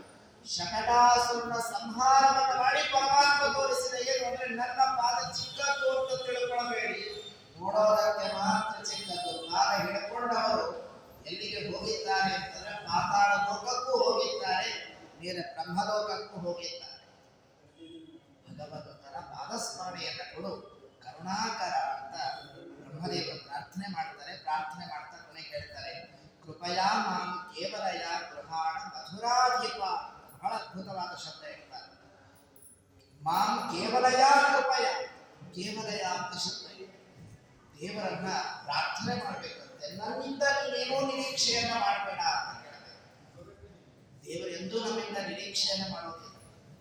ನೀನು ದೇವರ ಪೂಜೆ ಮಾಡುವಂತ ದೇವರು ಕೇಳೋದು, ಶುದ್ಧಿಯಿಂದ ಮಡಿಯಿಂದ ದೇವರ ಪೂಜೆ ಮಾಡುವಂತ ದೇವರು ಕೇಳೋದು, ವ್ರತೋಪವಾಸಗಳನ್ನು ಮಾಡ್ತಾ ನಮ್ಮ ಸೇವೆಯನ್ನು ಮಾಡುವಂತ ದೇವರು ಕೇಳೋದು. ಹಾಗಾದ್ರೆ ದೇವರು ಏನು ಕೇಳಿದ್ದಾರೆ, ಏನ್ ನಿರೀಕ್ಷೆ ಮಾಡಿದ್ದಾರೆ? ಏನೋ ನಿರೀಕ್ಷೆಯನ್ನು ಮಾಡಲೇಬೇಡ. ಮತ್ತಿನ್ನೇನು ಭಗವಂತ ಹೇಳ್ತಾನೆ, ನಿನ್ನಿಂದ ನಾನೇನು ನಿರೀಕ್ಷೆ ಮಾಡೋದಿಲ್ಲ. ಮತ್ತೇನು ನಿರೀಕ್ಷೆ ಮಾಡ್ತೇನೆ ಅಂತಂದ್ರೆ ನನ್ನ ನಾಮಸ್ಮರಣೆಯನ್ನ ಮಾತ್ರ ನಾನು ನಿರೀಕ್ಷೆಯನ್ನು ಮಾಡ್ತೇನೆ. ಕೇವಲಯ ಬ್ರಹ್ಮದೇವರ ಕೇವಲ, ಕೇವಲ ಅಂತಂದ್ರೆ ಒಂದೇ, ಒಂದೇ ಅಂತಂದ್ರೆ ಯಾರು ಅಂತಂದ್ರೆ ಭಕ್ತಿಯಿಂದ ಭಗವಂತನ ನಾಮಸ್ಮರಣೆಯನ್ನ ಮಾತ್ರ ಪರಮಾತ್ಮ ನಮ್ಮಿಂದ ನಿರೀಕ್ಷೆ ಮಾಡ್ತಾರೆ. ಮಡಿ ಮಾಡಿ ದೇವರ ಪೂಜೆ ಮಾಡಬೇಕು. ದೇವರಂತ ಎಷ್ಟು ಶಕ್ತಿ ಇದೆ ಅಷ್ಟು ಮಾಡಿ. 3 ತಾಸು ದೇವರ ಪೂಜೆ ಮಾಡಬೇಕಾ, ನಿನಗೆ ಎಷ್ಟು ಶಕ್ತಿ ಇದೆ ದೇವರ ಪೂಜೆ ಮಾಡಿ. ಉಪವಾಸವನ್ನು ಮಾಡಬೇಕಾ, ನಿನಗೆ ಎಷ್ಟು ಶಕ್ತಿ ಇದೆ ಅಷ್ಟು ಮಾಡಿ. ನೋಡಿ, ಗಣಪತಿ ಪೂಜೆ ಮಾಡಬೇಕಾದ್ರೆ ಅಥವಾ ನಾವು ನಾಗರ ಚತುರ್ಥಿ, ನಾಗರ ಪಂಚಮಿ ಅಂತೆಲ್ಲ ಮಾಡ್ತೇವೆ. ಪ್ರತಿ ದೇವತೆಗಳ ಪೂಜೆ ಮಾಡಬೇಕಾದ್ರೆ ಈ ಒಂದು ನಿಯಮಗಳನ್ನು ಹಾಕಿರ್ತಾರೆ. ಇಂತಹ ಹೂವಿನ ಅರ್ಚನೆ ಆಗಬೇಕು, ಈ ಸಮಯದಲ್ಲಾಗಬೇಕು, ಹೀಗೆ ಆಗಬೇಕು, ಕರಾರುವಾಕ್ಕಾಗಿ ಹೇಳ್ತಾರೆ. ನಾವು ಮಾಡೋದಿಲ್ಲ ಅಂತ ಬೇರೆ ವಿಚಾರ, ಆದ್ರೆ ಕರಾರುವಾಕ್ಕಾಗಿ ಮಾಡಬೇಕು. ಆದರೆ ಭಗವಂತನ ಪೂಜೆಯಲ್ಲಿ ಮಾತ್ರ ಏನು ಅಂತಂದ್ರೆ ಹೀಗೆ ಮಾಡಬೇಕು ಅಂತ ಹೇಳಿದ. ಮತ್ತೆ ಹೀಗೂ ಮಾಡಿ ಕೊನೆಗೆ ಭಕ್ತಿಯಿಂದ ಮಾಡಿ. ಕೊನೆಯ ಶಬ್ದ ಏನು ಬರುತ್ತೆ ಅಂತಂದ್ರೆ ಭಕ್ತಿಯಿಂದ ಮಾಡಿ. ಕೃಷ್ಣಾಷ್ಟಮಿ ಉಪವಾಸವನ್ನು ಮಾಡಿ ಅಂತ ಹೇಳ್ತಾರೆ. ನಿರಾಹಾರವಾಗಿ ಕೃಷ್ಣನ ಪೂಜೆ ಮಾಡಿ. ಸರಿ, ನಿರಾಹಾರ ಹೋಗಿತ್ತು, ಕೊನೆಗೆ ಏನು ಅಂದ್ರೆ ಆಹಾರ ಅಲ್ಪ ಮಾಡಿ. ಆಹಾರ ಅಲ್ಪವೂ ಆಗಲಿಲ್ಲ ಅಂದ್ರೆ ಕೊನೆಗೆ ಏನು ಅಂತಂದ್ರೆ ಭಕ್ತಿಯಿಂದ ಕೃಷ್ಣನ ನಾಮಸ್ಮರಣೆ ಮಾಡಿ ಸಾಕು. ಇದಕ್ಕಿಂತ ಇನ್ನೇನು ಬೇಡ. ಅಂದ್ರೆ ಕೊನೆಗೆ ಶಾಸ್ತ್ರ ಏನು ಹೇಳುತ್ತೆ ಅಂದ್ರೆ ದೇವರ ದೃಷ್ಟಿಯಲ್ಲಿ ಭಕ್ತಿ ಮಾತ್ರ. ಹೀಗಾಗಿ ಬ್ರಹ್ಮದೇವರಂತರು ಕೃಪಯಾ ಮಾಂ ಕೇವಲಯ, ಕೇವಲ ನಾನು ನಿನ್ನ ಮೇಲೆ ಭಕ್ತಿ ಮಾಡ್ತೇನೆ. ಆ ಭಕ್ತಿಗೆ ನೀನೇನ್ ಮಾಡು ಅಂದ್ರೆ ಮಾಂ ಕೃಪಯ, ನನ್ನ ಮೇಲೆ ಕೃಪೆಯನ್ನ ಮಾಡಿ. ಭಗವಂತಾದ ಆಗ ನೀನು ಭಕ್ತಿ ಮಾಡಿದರೆ ಸಾಕು. ಪತ್ರಂ ಪುಷ್ಪಂ ಫಲಂ ತೋಯಂ ಯೋಮೇ ತತ್ಯಾ ಪ್ರಯಚ್ಛತಿ ಅಂತ ಹೇಳ್ತಾರೆ. ಭಕ್ತ್ಯ ನೀವು ಎಲೆಯನ್ನಾದ್ರೂ ಕೊಡಿ, ನೀರನ್ನಾದ್ರೂ ಕೊಡಿ, ಕಲ್ಲಾದ್ರೂ ಕೊಡಿ, ಮಣ್ಣಾದ್ರೂ ಕೊಡಿ, ಏನು ಬೇಕಾದ್ರೂ ಕೊಡಿ. ಆದರೆ ಕೊಡಬೇಕಾದ್ರೆ ಭಕ್ತಿಯಿಂದ ಕೊಡಿ ಸಾಕು. ಅದನ್ನ ಅನಂತ ಮಡಿ ಮಾಡಿ ಅಂತ ಗೋಪಾಲದಾಸ ಹೇಳ್ತಾರೆ. ಕೊಟ್ಟದ್ದನ್ನ ಪರಮಾತ್ಮ ಅನಂತ ಮಾಡಿ ನಮಗೆ ಕೊಡ್ತಾನೆ ಹೊರತು ಅವನು ಇಟ್ಕೊಳ್ಳೋದಿಲ್ಲ.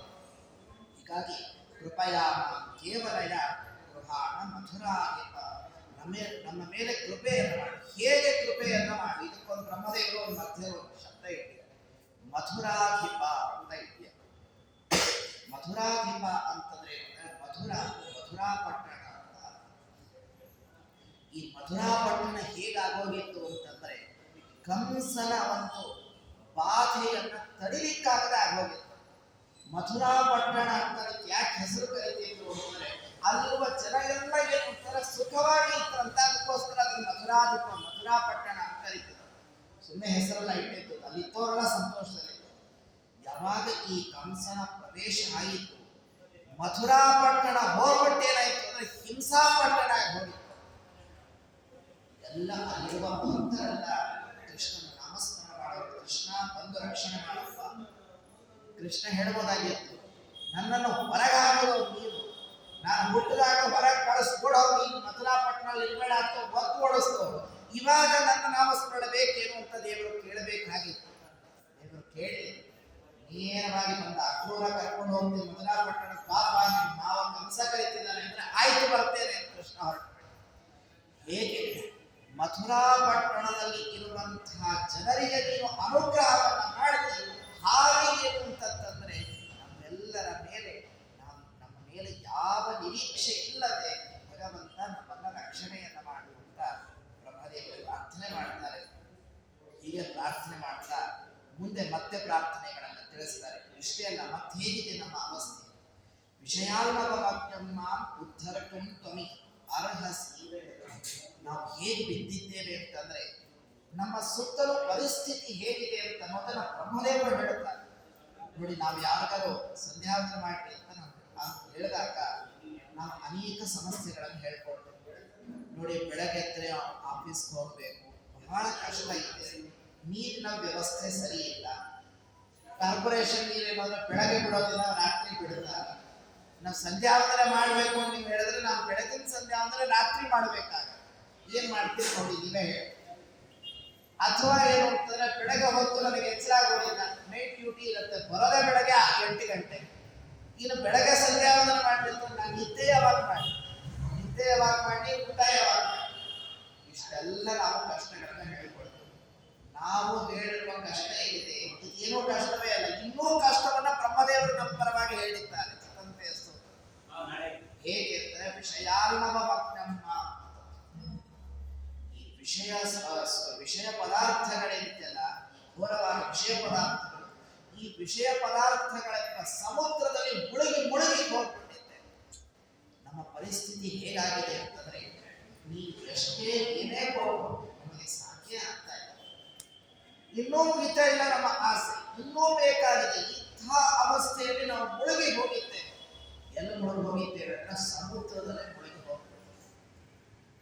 ಈ ಸಂಸಾರ ಸಾಗರ ಹೇಗಿದೆ ಅಂತಂದ್ರೆ ಇದರಿಂದ ನಾವು ಬಿಡಿಸ್ಕೊಂಡು ಹೊರಗೆ ಬರಕ್ಕಾಗುದಿಲ್ಲ, ಆ ಥರ ಪರಿಸ್ಥಿತಿ ಆಗೋದು. ಸಣ್ಣ ವಯಸ್ಸಿನಲ್ಲಿದ್ದಾಗ ಬ್ರಹ್ಮಾದರಾಜರು ಹೇಳ್ತಾರೆ, ಕೌಮಾರ ಆಚರ್ಯ ಪ್ರಾಜ್ಞ ಅಂತ ಹೇಳ್ತಾರೆ. ಚಿಕ್ಕ ವಯಸ್ಸಿನಲ್ಲಿದ್ದಾಗ ಇಷ್ಟು ಬೇಗ ಏನ್ರಿ ಸಂಧ್ಯಾವಂದನ ದೇವರ ಪೂಜೆ ಮಾಡಕ್ ಹೇಳಿದ್ರಿ, ನಿನ್ನೆ ಇನ್ನೂ ಉಪನಯನ ಆಗಿದೆ, ಪಾಪ 1-2 ದಿವಸ ಓಡಾಡ್ಕೊಂಡಿರ್ಲಿ, ಆಮೇಲೆ ಸಂಧ್ಯಾವಂದನೆ ಮಾಡಲಿ ಅವನು. ಆಮೇಲೆ ಎಕ್ಸಾಮ್ ಬಂತು, ಸ್ವಲ್ಪ ದೊಡ್ಡವನಾಗಿ ಕೆಲಸಕ್ಕೆ ಹೋಗ್ಬೇಕಾದ್ರೆ ಅವನಿಗೆ ಒಂದು ಸ್ಟ್ಯಾಂಡ್ ತಗೊಳಕ್ಕಂತೂ ಕೆಪಾಸಿಟಿ ಬಂದಿರುತ್ತೆ, ಅವಾಗ ಅವನೇ ಸಂಧ್ಯಾವಂದನೆ ಮಾಡಿ. ಅವಾಗ ಹೋಗೋಷ್ಟೊಳಗೆ ಮದುವೆ ಆಗಿರುತ್ತೆ, ಮದುವೆ ಮಾಡಿದ್ದು ನಾವು ಸಂಧ್ಯಾವಂದನೆ ಮಾಡಕ್ಕೋ ಈಗೇನು ಸುಖ ಪಡೋದು, ಆಗ್ಲಿ ಮಕ್ಕಳಾಗ್ಲಿ ಆಮೇಲೆ ಅವನೇ ಮಾಡ್ತಾರೆ. ಹೀಗೆ ಏನು ಅಂತಂದ್ರೆ ಈ ಎಂಥ ಕಷ್ಟದಲ್ಲಿ ನಾವು ಬಿದ್ದಿದ್ದೇವೆ ಅಂದ್ರೆ ಮುಗಿಯೋದೇ ಇಲ್ಲ ಈ ಪರಿಸ್ಥಿತಿ. ಇಂಥ ಅವಸ್ಥೆಯಲ್ಲಿ ಬಿದ್ದಂತಹ ನಮ್ಮನ್ನ ಯಾರು ರಕ್ಷಣೆಯನ್ನು ಮಾಡಬೇಕು ಅಂದ್ರೆ ಪರಮಾತ್ಮ ನೀನೇ ರಕ್ಷಣೆಯನ್ನು ಮಾಡಬೇಕು, ಇನ್ಯಾರು ಇಲ್ಲ. ಹೇಗೆ ರಕ್ಷಣೆ ಮಾಡಬೇಕು? ಬ್ರಹ್ಮದೇವರು ಕೆಲವು ಪಾಯಿಂಟ್ಸ್ ಹೇಳ್ತಾರೆ. ಪಿತಾ ಮಾತಾ ಸುಹೃತ್ ಬಂಧು ಭ್ರಾತಾ ಪುತ್ರ ಸ್ವಮೇವ ಮೇ ವಿದ್ಯಾಧರಂ ಚ ಕಾಮಶ್ಚ ನಾಣ್ಯತ್ ಕಿಂಚಿತ್ ಮಯಾ ವಿನ. ನನ್ನನ್ನು ಹೇಗೆ ರಕ್ಷಣೆ ಮಾಡುತ್ತಂದ್ರೆ ತಂದೆಯಂತೆ ರಕ್ಷಣೆ. ಮತ್ತೆ ಅಂದ್ರೆ ಬರೀ ತಂದೆ ಅಲ್ಲ, ತಾಯಿಯಂತೆ ರಕ್ಷಣೆ. ಬರೀ ತಾಯಿಯಂತೆ ಅಲ್ಲ, ಸುಹೃತ್ ಮಿತ್ರನಂತೆ ನಮ್ಮನ್ನ ರಕ್ಷಣೆ ಮಾಡಿ. ಸಾಕೇನು ದೇವರಂತ ತಂದೆ ತಾಯಿ ಮಿತ್ರ ಅಂತ ರಕ್ಷಣೆ ಮಾಡಲೇ ಇಲ್ಲ, ಆಗುತ್ತಿಲ್ಲ. ಬಂಧುಗಳು ಹೇಗೆ ನಮ್ಮನ್ನ ರಕ್ಷಣೆ ಮಾಡ್ತಾರೆ ಹಾಗೆ ನೀವು ರಕ್ಷಣೆ ಮಾಡಬೇಕು. ಸಾಕಾದ ದೇವರು ಅಣ್ಣನಂತೆ ರಕ್ಷಣೆಯನ್ನು ಮಾಡಬೇಕು. ಕೊನೆಗೆ ಸರಿ ಆಯ್ತು, ಇಷ್ಟೆಲ್ಲ ಆಯ್ತು, ವಯಸ್ಸಾಗಿರುತ್ತೆ, ಎಲ್ಲ ನಮ್ಗಿಂತ ದೊಡ್ಡವ್ರು ಹೇಗಾಗಕ್ಕೆ ಸಾಧ್ಯ, ನಾವೇ ದೊಡ್ಡವರಾಗಿರ್ತೀವಿ. ಅವಾಗ ದೊಡ್ಡವರಿದ್ರು ನಮ್ಮ ಮಾತು ಕೇಳೋದಿಲ್ಲ, ಸುಮ್ಮನೆ ಕೂತ್ಕೊಳ್ರಿ ಅಂತಂದ. ಏನೋ ಮಕ್ಕಳಿದ್ರು ಅಂತಂದ್ರೆ ಏನೋ ಗೌರವದಿಂದ ನಮ್ಮ ಮಾತನ್ನು ಕೇಳಬಹುದು. ಅವಾಗ ನೀನು ಪುತ್ರ ಸ್ವಮೇವ, ನೀನೇ ಅವಾಗ ಮಗ, ನೀನೇ ನಮ್ಮನ್ನ ರಕ್ಷಣೆಯನ್ನು ಮಾಡಬೇಕು. ವ್ಯಾಖ್ಯಾನಕಾರರು ವಿವರಣೆ ಕೊಡ್ತಾರೆ, ದೇವರು ನಮ್ಮನ್ನು ಹೇಗೆ ರಕ್ಷಣೆ ಮಾಡ್ತಾ ಇದ್ದಾರೆ ಅಂತ ಬ್ರಹ್ಮದೇವರು ಹೇಳ್ತಾರೆ. ತಂದೆ ತಾಯಿಗಳು ಈ ಎಲ್ಲ ದೃಷ್ಟಿಯಲ್ಲಿ ಪರಮಾತ್ಮ ನಮ್ಮನ್ನ ರಕ್ಷಣೆ ಮಾಡ್ತಾ ಇದ್ದಾನೆ. ತಂದೆ ಹೇಗೆ ರಕ್ಷಣೆ ಮಾಡ್ತಾನೆ ಅಂತಂದ್ರೆ ಪಾಲನ ಪಿತ. ತಂದೆ ಅಂತ ಯಾರನ್ನ ಕರೀತಾರೆ ಶಾಸ್ತ್ರ ಹೇಳುತ್ತೆ. ಮಗ ಹುಟ್ಟಿದ ಅನ್ನೋ ಮಾತ್ರಕ್ಕೆ ಅವ್ರ ತಂದೆ ಆಗ್ತಾರೆ ಅಂತ ಅಲ್ಲ. ಅನೇಕ ಜನ ಹೇಳ್ತಾರೆ ತುಂಬಾ ಕಂಗ್ರ್ಯಾಚುಲೇಷನ್, ಮಗ ಹುಟ್ಟಿದ ಅಂತಲ್ಲ, ತಂದೆ ಆಗಿಬಿಟ್ರೆ ಇಷ್ಟು ಬೇಗ ಅಂತ ಹೇಳ್ತಾರೆ. ಅಂದ್ರೆ ಮಗ ಹುಟ್ಟಿದ ಅಂತ ಅವರ ತಂದೆ ಅಂತ ಸರ್ವಥಾ ಕರೆಯೋದಿಲ್ಲ. ಧೃತರಾಷ್ಟ್ರನನ್ನ ಹೇಳ್ತಾನೆ, ನೀವು ಯಾವ ತಂದೆ ಅಂತ ಬೈತಾನೆ. ಅಂದ್ರೆ ತಂದೆ ಅಂತ ಯಾವಾಗ ಕರೆಸಿಕೊಳ್ತಾನೆ ಮನುಷ್ಯ ಅಂದ್ರೆ ಪಾಲನ, ಮಕ್ಕಳನ್ನ ಸರಿಯಾದ ಸನ್ಮಾರ್ಗದಲ್ಲಿ ಯಾರು ಕರ್ಕೊಂಡು ಹೋಗ್ತಾನೆ ಅವಾಗ ಅವನು ತಂದೆ ಅಂತ ಕರೆಸಿಕೊಳ್ತಾನೆ.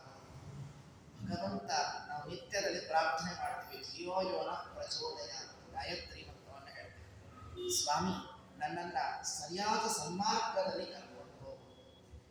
ಅವಾಗವಾಗ ದೇವರು ಸ್ವಲ್ಪ ದಾರಿ ತಪ್ಪು ಹಾಕಿ ಮಾಡ್ತಾನೆ. ಯಾಕೆ ಮಾಡ್ತಾನೆ ಅಂತಂದ್ರೆ ಎಷ್ಟು ನಾನು ಸನ್ಮಾರ್ಗದಲ್ಲಿ ಕರ್ಕೊಂಡು ಹೋಗ್ತಾ ಇದ್ದೇನೆ ಅನ್ನೋದು ಗೊತ್ತಾಗಲಿ ಅಂತ ದೇವರು ತೋರಿಸ್ತಾನೆ. ದಾರಿಯಲ್ಲಿ ಹೋಗಬೇಕಾದ್ರೆ ಸ್ವಲ್ಪ ದಾರಿ ತಪ್ಪು ಹೋಯ್ತು ಅಂದ್ರೆ ಮನೆಯೇ ಹೋಗಕ್ಕಾಗಲ್ಲ, ಎಲ್ಲೋ ಹೊರಟೋದು. ಹಾಗಿದ್ದಾಗ ಅದರಲ್ಲೂ ಬೆಂಗಳೂರಿನಲ್ಲಿ ಗಾಡಿಯಲ್ಲಿ ಬರಬೇಕಾದ್ರೆ ಎಲ್ಲಾದ್ರೂ ದಾರಿ ತಪ್ಪಿಸಿಕೊಂಡ್ಬಿಟ್ರೆ ಟ್ರಾಫಿಕ್ ಜಾಮ್ ಫುಲ್ ಸಿಕ್ಕಾಗ್ತದೆ, ಹೋಗೋದಿಲ್ಲಿ ಮುಂದೆ ಮೂನೇ ಆಗೋದಿಲ್ಲ, ಆ ಥರ ಅವಸ್ಥೆ. ಅಂದ್ರೆ ಭಗವಂತ ನಮ್ಮನ್ನ ಹೇಗೆ ರಕ್ಷಣೆ ಮಾಡ್ತಾ ಇದ್ದಾನೆ, ಪಾಲನ ನಿತ್ಯವೂ ರಕ್ಷಣೆಯನ್ನ ಮಾಡ್ತಾ ಇದ್ದಾನೆ ಸದಾಕಾಲ. ಹೀಗಾಗಿ ಅವನು ನಮಗೆ ತಂದೆ, ತಾಯಿಯಂತೆ ರಕ್ಷಣೆಯನ್ನ ಮಾಡು. ತಾಯಿ ಏನು ಮಾಡ್ತಾಳೆ, ನಮ್ಗೇನು ರಕ್ಷಣೆ ಮಾಡ್ತಾಳೆ ತಾಯಿ ಅಂದ್ರೆ ಅದಕ್ಕೆ ವ್ಯಾಖ್ಯಾನಕಾರರು ಹೇಳ್ತಾರೆ, ತಾಯಿ ಹೇಗೆ ಅಂತಾರೆ ಹಿತಾಹಿತ ಜ್ಞಾನಿ ಮಾತಾ ಅಂತ ಹೇಳ್ತಾರೆ. ಯಾವುದು ನಮಗೆ ಹಿತ, ಯಾವುದು ಅಹಿತವಾದದ್ದು, ಇದನ್ನ ತಾಯಿ ಏನು ಅಂದ್ರೆ ಮಗನಿಗೆ ಚೆನ್ನಾಗಿ ತಿಳಿಸಿಕೊಡ್ತಾ ಮಕ್ಕಳನ್ನ ರಕ್ಷಣೆಯನ್ನು ಮಾಡ್ತಾಳೆ. ಭಗವಂತ ನಮಗ್ ಒಳ್ಳೇದು ಯಾವ್ದಾಗುತ್ತೆ ಅದನ್ನು ಮಾತ್ರ ದೇವರು ಸಿಗೋ ಹಾಗೆ ಮಾಡ್ತಾರೆ. ಯಾವುದು ವಿಷವಾಗಿ ಇರುತ್ತೆ ಅದು ಯಾವತ್ತಿಗೂ ದೇವರು ನಮಗೆ ಸಿಗದಂತೆ ಮಾಡ್ತಾರೆ.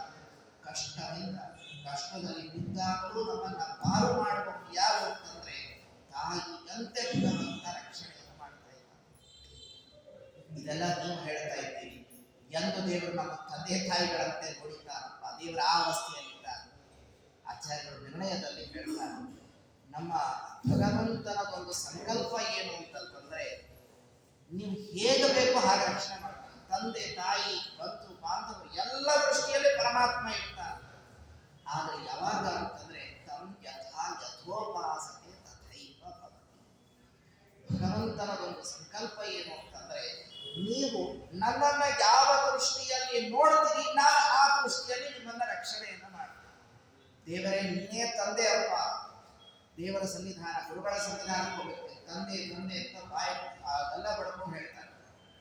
ಏನ್ ನೀವು ತಂದೆ ತಂದೆ ಅಂತೀರಿ, ಅವ್ರು ಯಾವ ಕಡೆ ನಿಮ್ ತಂದೆ ಆಗ ಅವ್ರ ತಂದೆ ಆಗುವ ಅರ್ಥ ಏನು ಅಂದ್ರೆ ನಮ್ಮ ತಂದೆ ತಾಯಿಗಳು ನಮ್ಮನ್ನ ಹೇಗೆ ರಕ್ಷಣೆ ಮಾಡಿದ್ದಾರೆ ಹಾಗೆ ಪರಮಾತ್ಮ ಏನು ಅಂತಾರೆ ತಂದೆ ತಾಯಿ ಚಿಂತನೆ ಮಾಡಿದ್ರೆ ಅವಾಗ ದೇವರು ನಮ್ಮನ್ನು ಹಾಗೆ ರಕ್ಷಣೆ ಮಾಡ್ತಾರೆ.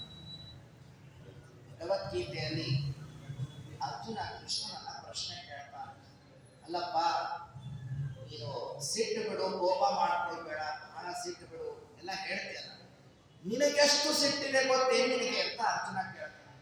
ಯಾಕೆ ನೀನು ಶತ್ರು ಅಂತ ನಿನ್ಗೆ ಎಷ್ಟೋ ಜನ ಬೈಬೇಕಾದ್ರೆ ಇನ್ನೂ 10 ಜನಕ್ಕೆ ನೀನು ಶತ್ರು ಆಗಬೇಕಾದ್ರೆ ನೀನೇನೋ ಮಾಡಿರ್ಬೇಕಲ್ಲ. ಇಲ್ಲ ನಾನೇನೋ ಮಾಡಿಲ್ಲ, ಏನೋ ಮಾಡಿಲ್ಲ ಅಂದ್ರೆ ಅವ್ರು ಯಾಕೆ ನಿಮ್ಮನ್ನು ಬೈತಾರೆ? ದಾರಿಯಲ್ಲಿ ಹೋಗ್ತೀವಿ ನೋಡಿ, ಸುಮ್ಮನೆ ಬೈತಾರ ಅವ್ರ, ಸುಮ್ಮನೆ ಬೈಯೋದಕ್ಕೆ ಅವ್ರಿಗೆ ಹುಚ್ಚಡಿದಿದೆ. ಬೈಬೇಕಾದ್ರೆ ಅದ್ರೊಳಗೆ ಇನ್ನೊಂದಿಷ್ಟು ಅಪಗುಣಗಳನ್ನು ಹೇಳ್ತಾರೆ. ನಮ್ಮನ್ನು ನೋಡಿದ್ರೆ ಬಹಳ ಸಿಟ್ಟು ಯಾಕೆ ಸಿಟ್ಟು ಅಂದ್ರೆ ನಾವು ನೋಡೋದಕ್ಕೆ ಕರೆಕ್ಟ್ ಆಗಿಲ್ಲ ಅಂತ ಅರ್ಥ. ಎಲ್ಲರ ದೃಷ್ಟಿಯಲ್ಲಿ ನಾವು ಸರಿ ಇರಬೇಕಂತೆ. ಹಾಗಾದ್ರೆ ಅವ್ರು ನಮ್ಮನ್ನು ನೋಡಿ ಸಿಟ್ಟು ಮಾಡಿಕೊಳ್ತಾರೆ ಅಂದ್ರೆ ನಾವು ಆ ದೃಷ್ಟಿಯಲ್ಲಿ ಸರಿ ಇಲ್ಲ ಅಂತ. ಅರ್ಜುನ ಕೇಳ್ದ, ಇಷ್ಟೆಲ್ಲ ರಾಕ್ಷಸರು ಎಲ್ಲ ನಿನ್ನ ಸಿಟ್ಟು ಮಾಡ್ತಾರಲ್ಲ, ನಿನ್ನ ಶತ್ರು ಅಂತ ಹೇಳ್ತಾರಲ್ಲ, ಯಾಕದು? ಹಾಗಾಗಿ ನೀನೇನೋ ತಪ್ಪು ಮಾಡಿ. ಅವಾಗ ಕೃಷ್ಣ ಹೇಳ್ತಾನೆ, ಶತ್ರುತ್ವೇನ ವರ್ತತೆ ಇದು ಶತ್ರು ಅಂತ ಕೃಷ್ಣ ಹೇಳ್ತಾರೆ. ಆಚಾರ್ಯ ವ್ಯಾಖ್ಯಾನದಲ್ಲೇ ಹೇಳ್ತಾರೆ. ಅಂದ್ರೆ ಏನು ಅಂತಾರೆ, ನಾನು ಅವರಿಗೆ ಶತ್ರು ಅಲ್ಲಪ್ಪ, ಮತ್ತೇನೇನು ಅಂದ್ರೆ ಅವ್ರು ಎಲ್ಲರೂ ಸದಾ ಕಾಲ ಏನು ಅಂತ ನೀನು ಶತ್ರು ನೀನು ಶತ್ರು ನೀನು ಶತ್ರು ಅಂತ ಚಿಂತನೆ ಮಾಡಿದ್ದಕ್ಕೆ ನಾನು ಯಾವತ್ತಿಗೂ ಅವ್ರನ್ನ ಶತ್ರುವಾಗೇ ನೋಡ್ತೇನೆ. ಹೀಗಾಗಿ ನನ್ನನ್ನ ಶತ್ರು ಅಂತ, ದೈತ್ಯರ ಶತ್ರು ಅಂತ ನನ್ನ ಯಾಕೆ ಕರೀತಾರೆ? ನಾನು ಹೋಗಿ ಅವ್ರನ್ನ ಹೊಡೆದೀನಿ ಅಂತಲ್ಲ, ಅವ್ರು ಹೊಡಿ ಹೊಡಿ ಹೊಡಿ ಅಂತ ಹೇಳಿದ್ರೆ ನನ್ನ ಕೊನೆ ಗತಿ ಏನಂತ ನಾನು ಹೋಗಿ ಹೊಡಿತೀನಿ. ಹೊಡಿಬೇಡ ಹೊಡಿಬೇಡ ಅಂತ ನಾನು ಎಂದು ಹೊಡೆಯಕ್ಕೆ ಹೋಗ್ತೀನಿ. ಹೀಗಾಗಿ ಯಾರು ನನ್ನನ್ನ ಹೇಗೆ ಚಿಂತನೆ ಮಾಡ್ತಾರೆ ನಾನು ಆ ದೃಷ್ಟಿಯಲ್ಲೇ ಅವ್ರನ್ನ ಮಾಡ್ತೇನೆ. ನಾವು ಭಗವಂತ ನಮ್ಮ ರಕ್ಷಕ ಅಂತ ಚಿಂತನೆ ಮಾಡ್ತಾ ಇದ್ರೆ ಎಂದೇ ಯಾವುದೇ ಕಷ್ಟ ಬಂದರೂ ಪರಮಾತ್ಮ ನಮ್ಮನ್ನ ಹೇಗೆ ಅಂತಂದ್ರೆ ರಕ್ಷಕನಾಗಿ ಅವರನ್ನು ವಸುದೇವ ದೇವಕಿಯರನ್ನ ಕೃಷ್ಣ ರಕ್ಷಣೆ ಮಾಡಿದ. ಯಾಕೆ ರಕ್ಷಣೆ ಮಾಡಿದ? ಅವ್ರಿಗೇನು ಸಂಬಂಧ ಇತ್ತು? ಅವರೆಲ್ಲೋ ಜೈಲಲ್ಲೇ ಬಿದ್ದಿತ್ತು, ಅವರು ಕಷ್ಟದಲ್ಲಿ ಬಿದ್ದಿತ್ತು, ಕೃಷ್ಣನಿಗೆ ಏನಾದ್ರೂ ತೊಂದರೆ ಆಯ್ತು? ಆಗಲಿಲ್ಲ. ಅವನು ಗೋಕುಲಕ್ಕೆ ಬಂದ, ಬೃಂದಾವನಕ್ಕೆ ಬಂದ, ಸುಖವಾಗಿ ಗೋಪಿಯರ ಮಧ್ಯದಲ್ಲಿದ್ದ. ಅವನು ಯಾಕೆ ಮತ್ತಲ್ಲಿ ಹೋಗ್ಬೇಕಾಗಿತ್ತು? ತಂದೆ ತಾಯಿಗಳ ಪ್ರೀತಿ ಇದೆಯಲ್ಲ, ಅದಕ್ಕೋಸ್ಕರ ಕೃಷ್ಣ ಹೋದ. ತಂದೆ ತಾಯಿಗಳ ಪ್ರೀತಿಯನ್ನ ಯಶೋದೆ ಮತ್ತೆ ನಂದ ಇವರಿಬ್ಬರು ಕೊಟ್ಟು ಬಿಟ್ಟಿದ್ರು. ಅವನಾಗಲೇ ಯಶೋದಾನಂದನ ಅಂತ ಪ್ರಸಿದ್ಧನಾಗಿ ಹೋಗಿತ್ತು. ಆದರೂ ಕೃಷ್ಣ ಹೋದ. ಕೃಷ್ಣನನ್ನ ಕೇಳಿದ್ರು, ಯಾಕೆ ನಿಮ್ಮ ಅಪ್ಪ ಅಮ್ಮನ ಮೇಲೆ ಅಷ್ಟು ಅಭಿಮಾನ? ಇನ್ನೊಬ್ರು ಹೇಳಿದ್ದೆ ಅಭಿಮಾನ ಹಾಕೋಬೇಡಿ, ಅಭಿಮಾನ ಬೇಡ, ನೀನೇ ಯಾಕೆ ಇಷ್ಟು ಕಷ್ಟಪಟ್ಟು ಹೋಗಿ ವಸುದೇವ ದೇವಕಿಯರನ್ನ ರಕ್ಷಣೆ ಮಾಡ್ತಾ ಇದ್ದೆ? ಅದಕ್ಕೆ ಬ್ರಹ್ಮದೇವರು ಹೇಳ್ತಾರೆ, ಪುತ್ರಸ್ತ್ವಮೇವ ಮೇ ಅಂತ ಹೇಳ್ತಾರೆ. ಭಗವಂತ ಅಂದ, ನನ್ನನ್ನು ಎಲ್ಲರೂ ಪುತ್ರ ಪುತ್ರ ಅಂತ ಕರೀತಾರೆ, ದೇವಕೀ ನಂದನ ಅಂತ ಕರೀತಾರೆ. ದೇವಕಿ ಹೊಟ್ಟೆಯಲ್ಲಿ ಹುಟ್ಟಿದ್ದಕ್ಕಾಗಿ ನಾನು ಹೋಗ್ತಿರೋದಲ್ಲ, ಮತ್ತಿನ್ಯಾಕೆ ಅಂದ್ರೆ ಪುತ್ರ ಅನ್ನೋ ಶಬ್ದಕ್ಕೆ ಏನರ್ಥ ಅಂದ್ರೆ ಪುನ್ನಾಮ ನರಕಾತ್ರಾಯತೆ ಇತಿ ಪುತ್ರ. ತಂದೆ ತಾಯಿಗಳಿಗೆ ಕೊನೆ ಕಾಲದಲ್ಲಿ ಉತ್ತಮವಾದ ಸುಖವಾಗಿ ನೆಮ್ಮದಿಯನ್ನ ಕೊಟ್ಟು ಯಾವ ಮಕ್ಕಳು ನೋಡಿಕೊಳ್ತಾರೆ ಅವರನ್ನ ಪುತ್ರ ಅಂತ ಕರೀತಾರೆ. ಭವಸಾಗರದಲ್ಲಿ ಬಿದ್ದಂತಹ ಭಕ್ತರನ್ನೇ ರಕ್ಷಣೆ ಮಾಡುತ್ತೇನೆ ನಾನು. ಸದಾಕಾಲ ನನ್ನ ನಾಮಸ್ಮರಣೆ ಮಾಡುವಂತಹ ವಸುದೇವ ದೇವಕಿಯರನ್ನು ನಾನು ರಕ್ಷಣೆ ಮಾಡೋದಿಲ್ವೇನು? ಹಾಗಾದ್ರೆ ನಾನು ಹೋಗಿ ರಕ್ಷಣೆ ಮಾಡ್ತೇನೆ ಅಂತ ಹೇಳಿ ಪರಮಾತ್ಮ ಏನು ಹೋಗಿ ಅವರಿಬ್ಬರನ್ನ ರಕ್ಷಣೆ ಮಾಡ್ತಾರೆ. ಆಚಾರ್ಯರಂದರು, ಯಾಕೆ ಕೃಷ್ಣ ದೇವಕೀ ನಂದನ ಯಶೋದಾನಂದನ ಅಂತ ಕರೆಸಿಕೊಂಡ ಅಂತಂದ್ರೆ ಅವರಿಬ್ಬರು ಭಗವಂತನನ್ನ ಚಿಂತನೆ ಮಾಡಿದ್ದು ಹಾಗೆ ಚಿಂತನೆ ಮಾಡಿದ್ರು. ಇದೇ ರೋಹಿಣಿ ದೇವಿ ಏನ್ ಮಾಡಿದ್ರು? ಅವಳು ಅದನ್ನೇ ಕೇಳಿತ್ತು, ಪರಮಾತ್ಮ ನೀನು ಮಗನಾಗಿ ಹುಟ್ಟಬೇಕು. ಆದ್ರೆ ಅದನ್ನು ಚಿಂತನೆ ಮಾಡಲಿಲ್ಲ. ಒಂದು ಬಾರಿ ಕೈ ಮುಟ್ಟು ಕೇಳ್ಕೊಂಡು ನೀನು ಮಗನಾಗಿದ್ದರೆ ಬಹಳ ಸಂತೋಷವಾಗ್ತಾ ಇತ್ತು, ಅಷ್ಟೇ ತಾನೇ ಆಗಲಿ ಅಂತ ಹೇಳಿ ತನ್ನ ಶುಕ್ರಕೇಶಾವೇಶವನ್ನ ಪರಮಾತ್ಮ ಇಟ್ಟ. ಆದ್ರೆ ರೋಹಿಣಿ ನಂತರ ಅಂತ ಪ್ರಸಿದ್ಧಿಯನ್ನು ಪಡೆದ. ಹೀಗಾಗಿ ಆಚಾರ್ಯರು ಕೊನೆಗೆ ಹೇಳ್ತಾರೆ, ಚಿತಂತೆ ಸ್ತೋತ್ರದ ನಿರ್ಣಯವನ್ನ ಕೊಡ್ತಾರೆ ಆಚಾರ್ಯರು. ತಂ ಯಥಾ ಯಥೋಪಾಸತೆ ತಥೈವ ಭವತಿ. ಭಗವಂತನನ್ನ ಬಹಳಷ್ಟು ಸ್ತೋತ್ರಗಳಿಂದ ಯಾಕೆ ಚಿಂತನೆ ಮಾಡಬೇಕು ಅಂತಂದ್ರೆ ದೇವರ